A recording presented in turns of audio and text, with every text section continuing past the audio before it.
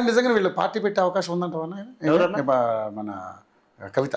ఇప్పుడు పార్టీ పెట్టాలంటే డబ్బులు కావాలి, యంత్రాంగం కావాలి. పార్టీ పెట్టడం అంటే పాన్ డబ్బా పెట్టినట్టు కాదని కేసీఆర్ అంటాడు. మరి కవిత గారి దగ్గర ఎన్ని వేల కోట్లు 100 కోట్లు ఉన్నాయో ఆమె చెప్పాలి. సెకండ్, ఆల్రెడీ ఈయన టీఆర్ఎస్ పార్టీ పేరుతో 14 ఏళ్ళు ఉద్యమం నడిపి 1200 మందిని చంపిండు ఇండైరెక్ట్ గా. 1500 కోట్లు ఇప్పుడు టీఆర్ఎస్ పార్టీ అకౌంట్ లో ఉన్న డబ్బులు తెలంగాణ ప్రజలకు ఐపీ పెట్టి బోర్డు తిప్పేసారు. టీఆర్ఎస్ అనే బ్యాంకు బోర్డు తిప్పేసి బీఆర్ఎస్ అని పెట్టారు. టీఆర్ఎస్ కోసం, తెలంగాణ కోసం పుట్టిన పార్టీలో బీఆర్ఎస్ అనే పేరు ఎందుకు ఉంటుంది? ఈ పార్టీ పుట్టిందే తెలంగాణ కోసం కదా. మరి భారత రాష్ట్ర సమితి మా అవసరం ఎందుకు? మమ్మల్ని చంపి మా పిల్లలందరినీ రెచ్చగొట్టి మమ్మల్ని ఆత్మహత్యలు చేసుకునేటట్టు చేసి మా 25 ఏళ్ల జీవితాన్ని తీసుకున్నాడు కదా.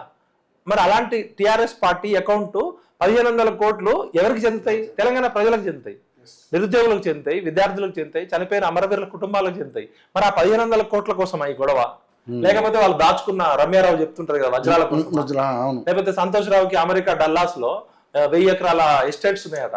రీసెంట్లీ నేను విన్నానన్నా, నిజంగా ఆమె చెప్తుంది కదా. ఓపెన్ కౌంటర్ చేయలే కదా. ఇప్పుడు మరి వీళ్ళకున్న విల్లాలు, వీళ్ళకున్న రియల్ ఎస్టేట్ వెంచర్లు, వీళ్ళకున్న బంగ్లాలు, వీళ్ళకున్న దొరల గడియలు ఏ దేశాల్లో ఉన్నాయి, ఎక్కడెక్కడ ఉన్నాయి? మరి కవిత నిజంగానే తండ్రి మీద తిరుగుబాటు చేస్తుందా, లేకపోతే ఇద్దరు కలిసి match fixing Hindustan Unilever committee లాగా ఇది కల్వకుంట్ల కుటుంబం వారి ప్రొడక్షన్, కథ, screen play, direction, writer KCR అయినా? కేసీఆర్ గారు ఏమనుకుంటాడు? నేను ఎంజాయ్ చేసిన, నా కొడుకు, నా బిడ్డ, నా అల్లుడు, ఈ ముగ్గురికి పోటీ పెడదాం, సర్వైవల్ ఆఫ్ ద ఫిట్టెస్ట్. ఎవరు గెలిస్తే వాడు.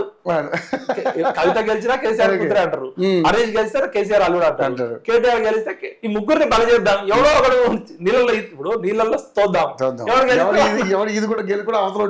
లేకపోతే ఆయన ఈ వయసులో కూర్చుంటే లేవలేడు, లేస్తే కూర్చోలేడు. మొన్న మీటింగ్ చూసిన పాపం ఆయన పరిస్థితి పెద్ద మనిషి అయిపోయాడు. అసలు ఎప్పుడు స్క్రిప్ట్ చూడలేదు. అలాంటిది ఆయన పసంత పోయింది. ఈ వయసులో ఆయనకి శాసనసభ పక్ష లీడర్ అవసరమా? ప్రతిపక్ష నేత హాయిగా ఫామ్ హౌస్ లో రెస్ట్ తీసుకోవచ్చు కదా. ఇప్పటికి కూడా పదవి వదిలిపెట్టుకోకుండా కూర్చున్నాడు, ఫేకాలు వేసుకోవాలి. అంటే ఈయన సచ్చేదాకా పదవిలో ఉంటాడు. ఈ ముగ్గురికి కూడా ఏం పదవులు ఇయ్యాడు ఈయన. ఇలా ముగ్గురు ఆయుష్ తీసుకొని బతకాలనుకుంటాడు తప్ప ఈయన ఏమి రిటైర్ అయ్యే మనిషి కాదు. ఎందుకంటే రిటైర్ అయితే ఈయన దేకరాడు. అవును, గన్మ్యాన్లు, ఈ హంగామా, ఈ లేకపోతే బతకలేరు. పరుగు ఆపడం కూడా ఒక కళ. జీవితంలో ఒక స్థాయికి వచ్చినాక ఎక్కడ ఆపాలో తెలవాలి. మీరు శోభన్ బాబు గారి బుక్ చదవాలి, సూపర్ అండి. పరుగు ఆపడం. ఎందుకంటే కేసీఆర్ గారు ఒక తెలంగాణ ఉద్యమ నాయకుడుగా ఆయనకు రావాల్సిన పేరు వచ్చింది. కేసీఆర్ అనే బ్రాండ్ వచ్చింది. 2 సార్లు ముఖ్యమంత్రి అయిండు, ఒకసారి కేంద్ర మంత్రి అయిండు. ఆయన కుటుంబం మొత్తం పరివారం లక్షల కోట్లకి ఎదిగిపోయారు.